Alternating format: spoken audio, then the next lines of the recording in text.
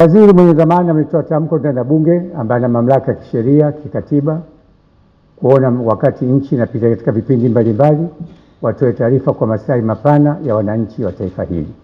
Kwa hiyo Bunge halikuwa na neno la kuongezea, alizungumza bungeni na yako kwenye Hansard, na hasa alikuwa na malengo mazuri. Na Sabasaba hii inaingia, tuna ugeni wa kitaifa unakuja Tanzania, na kila mahali ambapo kuna ugeni wa kitaifa unapokuja, miji huwa inatakiwa itulie ili protocol za kimataifa na wao waridhike kwa nakuja katika miji ambayo iko salama, safi, yenye watu wenye furaha vile vile. Jesse, tathmini ya miaka yote imara ustawi wa jamii. Amezungumza kwa bunge hili halina hamasa kama zamani. Sasa wakati unaona viongozi wa nchi na chama tawala kinaleta maendeleo makubwa kwenye taifa, hamasa itoke wapi? Shule hizo zimejengwa.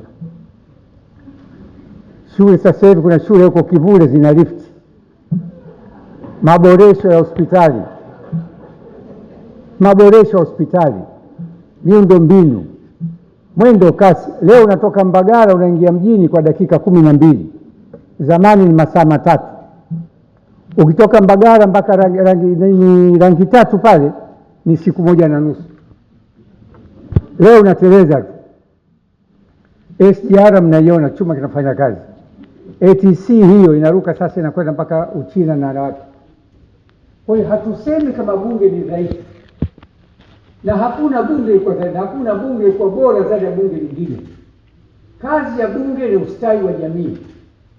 Tunaye Ado pale. Na ana maswali mazuri. Mpinzani. Bunge hili pamoja maboresho tunafanya kwa nia njema tu, kwa kutumia kanuni ya 5. Kanuni ya 5 ya bunge inaeleza kiti kitafanya maamuzi pale ambapo katiba ya nchi, kanuni za nchi au mwongozo wote mwingine ambao haupo, kiti kitaiga maamuzi ya maspika wengine au mabunge mengine. Upinzani mwaka huu wako 3%. Hawana sifa ya kuwa chama cha upinzani ndani ya bunge. Hawana sifa. Kwa maana hiyo tuna kamati 2 ambazo kwa mujibu wa taratibu za nchi za madola zilizotawala Uingereza, kamati ya hesabu za serikali lazima mwenyekiti atoke upinzani. Lazima, ili kusiwe na mwingiliano, kwa sababu kusema kiingia mbunge kutoka chama ambacho kina cha tawala atazima swala la CG. Na kamati ya laki ni lazima mpinzani awe mwenyekiti wa kamati hiyo. Kwa idadi yao ndani ya bunge hawana sifa hiyo, lakini tukakubali na maelekezo ya serikali ya Mheshimiwa Rais, pamoja na hawana sifa tuwaruhusu hawa kuboresha demokrasia. Ado ni mwenyekiti wa kamati ya Public Accounting Committee na Devota ni mwenyekiti wa kamati za serikali za mitaa, ili wakiipata ripoti ya CAG waende vizuri kwenye vyama vyao, waje kupiga madongo ndani ya bunge kuja kuonesha mambo ambayo wanaona kama ni mabovu. Sasa siri iliyokuwepo, ripoti ya CAG so final. Ripoti ya CAG ni maono yake. Ni maono yake. Sasa final ni kamati, nasema nazungumza sasa kimjini. Final ni kamati masaa 72. Mshaumizana mpinani, kuna kamati ya masaa. Kamati ya masaa 72 ni kamati ya Ado na kamati ya Devota zinaongozwa na upinzani, kuwaita wote waliotajwa na CAG kuja kuhojiwa na kufuta, wanaitwa pamoja na CAG. Na CAG akiridhika anafuta hoja yake. Ndio utaratibu wa haki. Huwezi watu wasema CAG, kwa nini rais achukue hatua kufukuza watu? Hatuwezi kufukuza watu kwa kuonea bila kuwapa uhuru au haki ya kusikilizwa. Sangine CAG anatoa ripoti yake, anasema hiki kina mapungufu. lakini mapungufu hakupewa nyaraka. Na jicho la CAG, jicho la bunge ni CAG. Kwa kamati hizi zikaendelea kuwaita. Sasa kwa nini SAGE zinachelewa? Ripoti ya CAG inatoka mwezi wa 3 au mwezi wa kwanza wa pili. Wakati ripoti ya CAG inatoka, vikao vya bajeti mpya na ziara za kutembea miradi ya pesa zilizotoka inakuwa ishaanza. Wabunge walikuwa hawana nafasi. Makatibu wakuu ambao ndio accounting officers wa wizara zao, afisa masuhuli, wanashughulikia bajeti ya mwaka unaokuja. Kwa nafasi inapatikana kuanzia sasa, na tumetoa kibali maalum sababu mwaka jana ripoti ya CAG haikuja bungeni sababu uhai wa bunge ulikuwa umekwisha. Kwa kamati ya ADO na kamati ya CAG ya MEVOTA itafanya wasilisho wa kamati taarifa mbili, 23-24 na 24-25. Kwa hiyo subirini, ripoti hii ndio inakuwa final. Sasa maazimio ya bunge sio kama yatekelezwe na serikali, yanatekelezwa. Sagine hayatangazwi, lakini sisi tunajua kwa asilimia kubwa maazimio ya bunge yanatekelezwa. Lakini kwanza mtupongeze kwa kuruhusu upinzani uendelee kuzishika hizo kamati mbili kubwa za matumizi ya pesa ya umma. Kwa kuheshimu wananchi wenye kulipa kodi, tumeamua tuwarudishe hawa wawili kuendeleza hizo kamati kinyume na utaratibu. Haya ndio maboresho ya bunge la 2025. Alafu yule anasema bunge 2025 kupigana, jamani, bunge sio vita. Bunge ni maslahi ya watu. Kuna bunge anaweza kusema mpaka kusema uongo, kufurahisha tu umma, kusema uongo.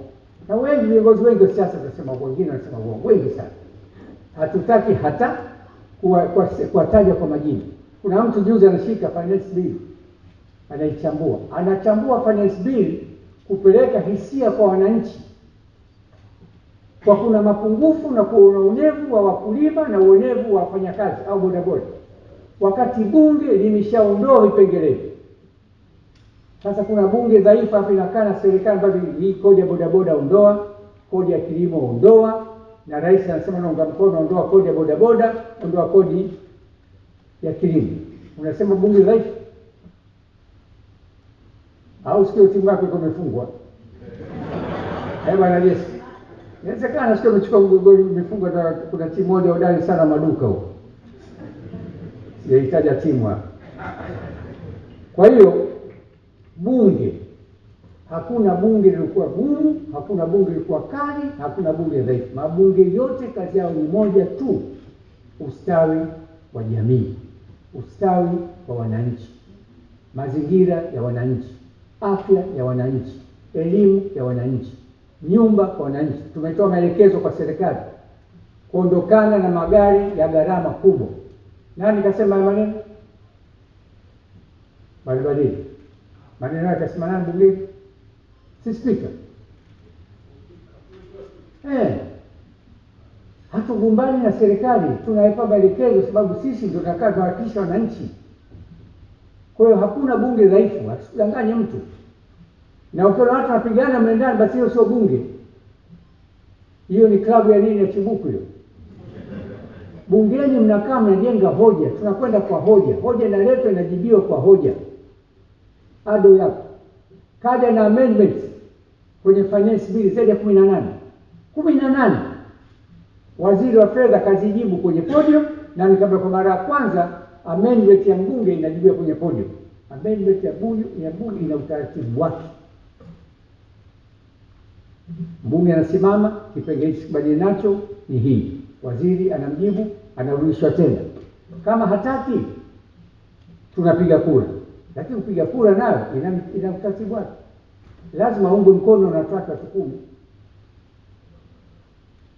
ADO pia akisimama anasimama 9. Huyu hapa. Nisimsemi, nasema mfano au mjue bunge linafanya kazi. Na ADO alijitahidi sana, nampongeza sana. Anakuja na hoja za msingi. Lakini serikali inajibu kabisa bila shida yote. Kwa hiyo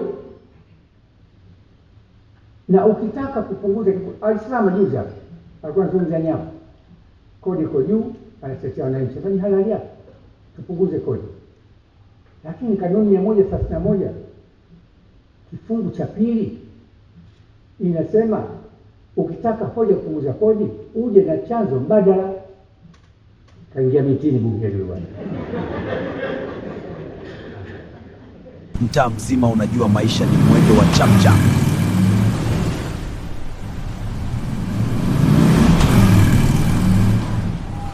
Mtaa mzima unajua maisha ni mwendo wa chapchap. Lakini leo kuna sehemu matumaini yanakutana na suluhisho.